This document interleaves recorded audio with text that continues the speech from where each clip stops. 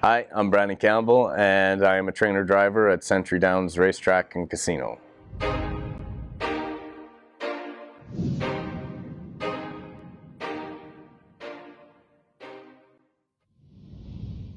beginning of my career was born and raised. My father was a horseman, so as long as I can remember, since I was a kid, it was weekends, after school.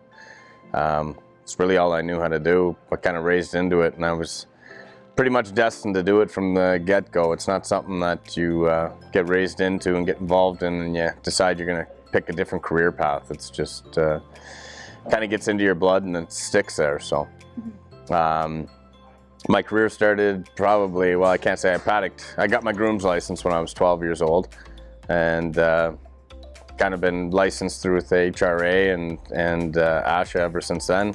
I got my trainer's license when I was 18, my driver's license when I was 20, and it took me some time, and it, you know, everything kind of keeps snowball effect, right? Little by little, you have a couple steps forward, a couple steps back here and there, and right now everything's going pretty good for us.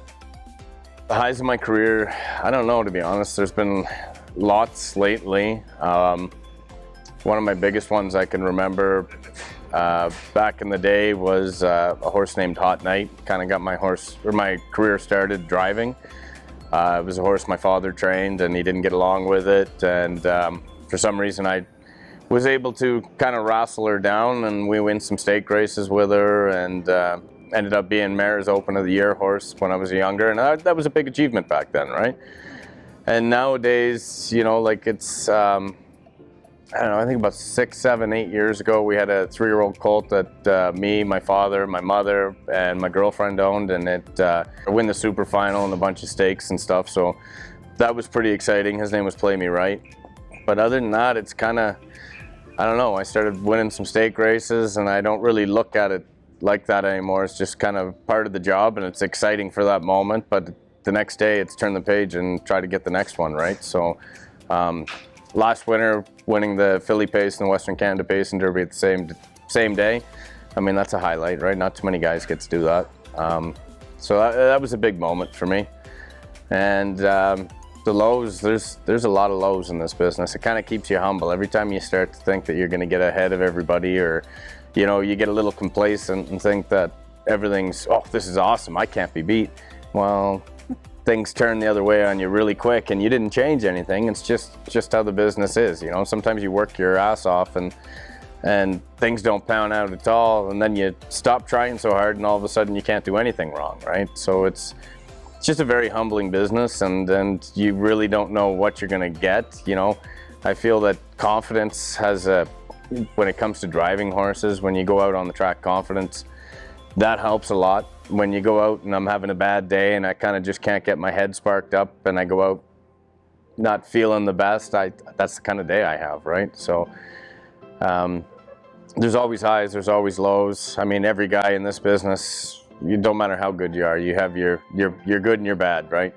So it's just one of those things. You got to hold on to the good times when they're good, and try to keep your head up when things aren't going so good.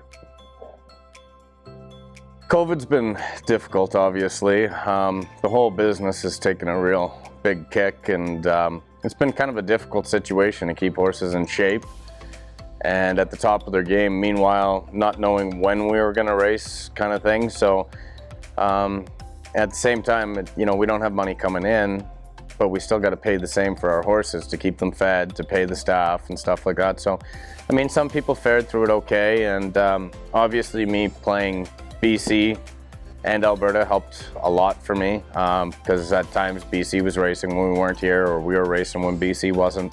So I was able to play both sides. I'm very fortunate that I have some really good clients that were able to manage all the way through it, and keep me and my staff employed and keep moving forward. And it just kind of, you know, life's a funny thing, and you kind of got to roll with it, right? I mean, none of us expected this to happen, and it was at not a very opportune time for any of us, but you know, it just shows how resilient us horse people can be, and we're still here. We still got our foot in the door, and we're looking for better and bigger things once this all clears off. to be back at it and on the track is it's a great feeling, right? Like it's when we were off, I got in trouble lots for being moody and stuff like that. It's people say, what do you do for a hobby?